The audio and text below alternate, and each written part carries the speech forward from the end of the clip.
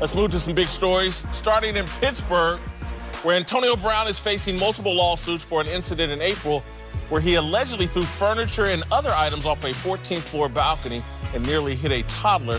Mike Tomlin says he knows nothing about the incident, which is similar to what he said about Brown's threat to beat up a reporter earlier this season. Marcellus, do you think Tomlin has a problem with Antonio Brown? No, not at all.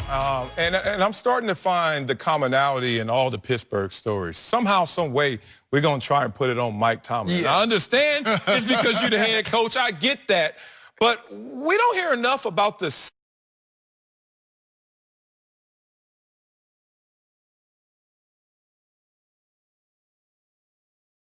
We always want to bring them down. Despite in New England, the most storied franchise of our era, has had a murderer, manslaughter, drug user, the biggest NFL scandals, and still Belichick is Teflon, and every story that's negative doesn't always get attributed to him and his legacy. So I wanted to start with that, but let's talk about the coaching experience. The first thing that happens in a coach's day is not my assistant comes in, roll call. There are no civil suits today. Okay, let's go to practice. That's not how the game works. Mike Tomlin is not responsible for something that happened in April that didn't hit his radar. Mike Tomlin is being subjected from an experience that we need to dive a little deeper into because I don't understand why all the hate towards him. You moved the goalpost. Does Mike Tomlin potentially have a problem with Antonio Brown? And I think he does. I think that's why he's not talking about these incidents and he's avoiding them completely, because I think if you go back to 2 years ago with the Facebook Live deal, and Mike Tomlin was very clear, it was selfish, it was irresponsible, he went after Antonio Brown. And then the organization came back and gave Antonio Brown the contract. And in my view, I think Mike Tomlin said, oh, y'all made an organizational decision to invest in Antonio Brown. That is y'all's problem. And so when these issues come up with Antonio Brown, because Antonio Brown's issues are no secret. This dude is a loose cannon with a screw loose. And Mike Tomlin, every time something comes up, I ain't in it, wasn't my decision, that's their decision. But that's his policy on all things. I don't know if it's all. I think there's something here with Antonio Brown. Well, I think this is a little different in terms of it's a personal issue. So how and why would he know about it? He wasn't in Miami with him. Right. And unless they gave him the report, but this is a lawsuit, so it's not, this doesn't affect the Pittsburgh Steelers football operation, so to speak. So Tomlin shouldn't speak on this. This is a man's personal business. It has nothing to do with me. I don't know anything about it. I agree with that. It's not so much that I don't think he has no knowledge about it. I think when you don't have enough information and detail, I'm not speaking on it. I don't know it, but I don't know enough about it to where I can speak eloquently enough and give you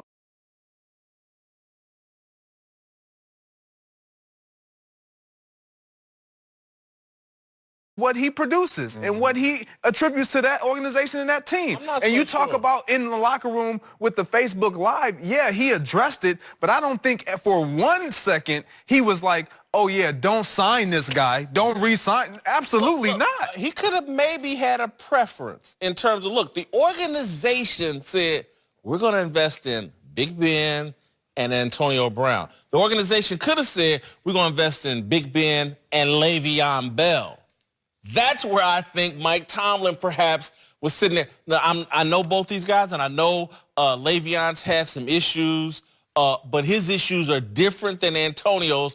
Antonio is involved, and look, trust me on this, there will be more stories about Antonio Brown. This dude is a loose cannon, and I think that Mike Tomlin, like any experienced football person, from Bill Parcells to Brian Cox when you was a coach, if the organization went all in on Antonio Brown and maybe they should have went all in on the running back, that could be a little bit of a problem, and that could explain why Mike Tomlin's handling that dynamic has existed in football for decades. If you go back to the Dallas Cowboys in their storied years, there were Jimmy Johnson guys versus Jerry Jones guys. And then that even advanced to there were Bill Parcells guys versus a Jerry Jones guy. We've seen it before, and we've seen it work before, where you get in a collective room at a round table, not everyone's going to raise their hand in support, but that doesn't mean that there's really an existing problem. Sometimes we just have difference of opinion. They will tolerate you when you're as good as Antonio Brown is. when you're no longer that good, you're not worth the headache. Yeah, you're right. That happened to you. That's what happened to you. No, I was good everywhere I went. Well, you must have got worse as a person then, because there was a point they were like, no more. To Dallas, where Jerry Jones seems to be spending most of his time these days defending his team. First, he found a way to justify Jason Garrett's terrible decision to punt on 4th and 1 in overtime Sunday night. Now he's coming to Dak Prescott's defense, saying he still believes in the quarterback despite his disappointing year so far. He did some things that kept us in that game the other day. I'm firmly in the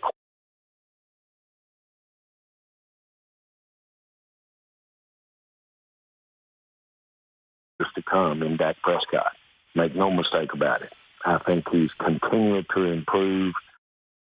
Marcellus, you buying what Jerry's selling here? Do you think Jerry still believes in Dak Prescott as a franchise quarterback? Oh, love me some Jerry Jones. Seriously. Played 1 year in Dallas, and he's the most savvy businessman. The only owner I ever played for that actually gave me a gift. Outside of the salary, outside of the signing bonus, he actually gave me a gift, $5,000 pen. Didn't need that. Rather took $5,000 for the check. You know, a little more than that signing bonus, Jerry, but do you?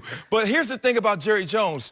He's so savvy that this is a genius statement that he just made. Yes, he's lying through his teeth. But what he's doing already is starting a negotiation with Dak Prescott while Dak Prescott is at his lowest point. So what is this going to help him do? When Dak Prescott finally rises, if he ever does to a point where he is a franchise quarterback, Dak has to remember, God, hometown discount for the guy who believed in me when I was at the bottom, the guy who came and supported me when I was at my lowest. Jerry Jones knows this guy's out there throwing 190 yards a game and is below average, but Jerry's already starting a negotiation with a guy who right now is looking for some confidence.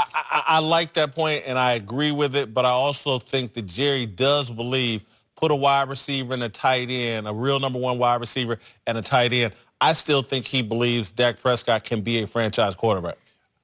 I don't think Dak Prescott is a franchise quarterback, but I also would make this statement about Jerry.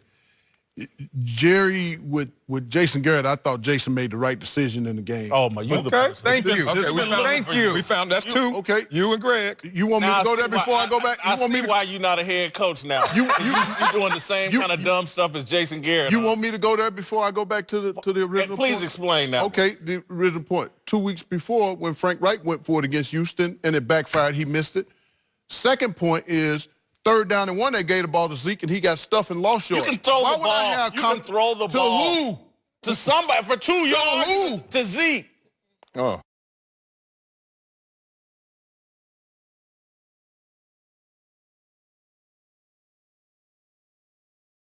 And now you want to throw Frank Reich's ridiculous decision into this discussion. It's the same thing. Where's my Twitter off? Get him.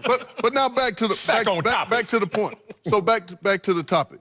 This guy has, in 3 of the 5 games, he's thrown for 180 yards or less. Ugh. 1 game this year, he's thrown for 250 yards. He's not a franchise quarterback. He's a game manager that has no real weapons, that's not going to get better. He was a 1-year wonder that he's going to get paid like he's a franchise quarterback. No, he's not going to. Would Jerry keep making comments like that, the money going to keep going up. Because if Jerry don't pay him, somebody going to pay him. No. Yeah, they got backups making $18 million now. Watch yourself. Look, I think Jerry does believe that he is a franchise guy.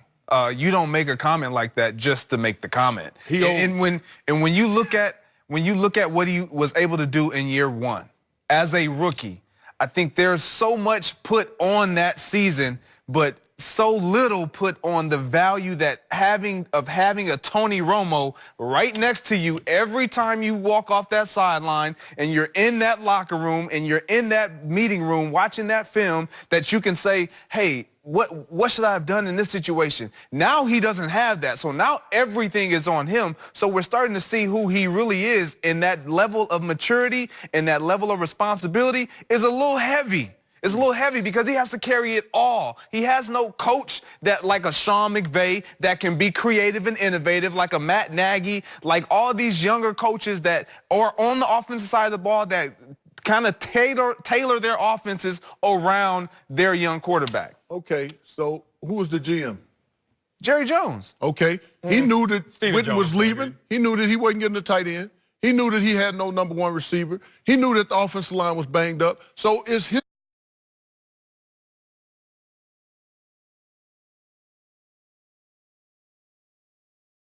It was all based on Ezekiel Elliott's running the ball and him managing the game. The guy's a game manager and nothing more. You can make him anything you want to make him, you know, if you're trying to make him that franchise quarterback. He's going to get paid like it because we know in this league, quarterbacks are overvalued. I agree with you. Who is the most prideful owner and general manager in this game?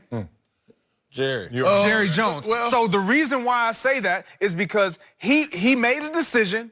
He's going to stick to a decision. It's just like Dez Bryant. He's not bringing Dez Bryant back. Why? Because he made the decision to release him. So he's not going to go back on his word. So with him saying Dak Prescott is my guy, he's going to ride that until the wheels fall off. We got to go. I agree with Marcellus, though. He's going to make an affordable decision with Dak Prescott. Yep. The pieces have been laid. Dak is going to play for $18 million a year. He's not going to get one of these $20 million deals that other guys are getting. He's going to get what he deserves because he hasn't proven so far he's a great quarterback. Coming up, Odell Beckham Jr. says everything's great between him and Eli Manning, but did Lil Wayne just drive a wedge between them? Find out.